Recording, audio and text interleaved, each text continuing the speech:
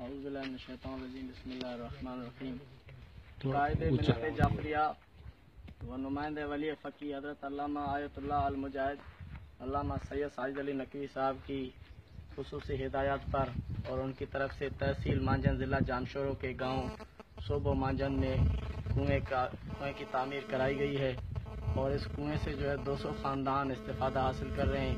पहले ये गांव वाले 5 किलोमीटर दूर गधे गाड़ियों पे या पैदल पानी भरने जाते थे और वहाँ से पीने के लिए लाते थे। इससे गांव वालों को बेहद फ़ायदा हुआ है और ज़िला जानशोरों के दूसरे भी इलाकों में पानी के हवाले से कायदे मिल्लत जाफरिया की तरफ से काम हो रहा है। यहाँ या तो दरिया से पानी पिया जाता है, उसी में से बहुत सी बीमारियाँ आती हैं। गंदा पानी है, लोग पीते हैं, हेपाटाइटिस वगैरह है, शुगर की बीमारी आ जाती हैं।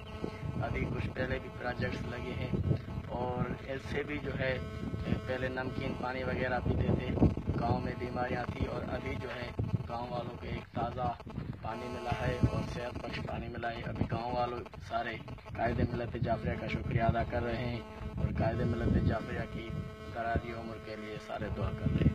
अस्सलामु अलैकुम।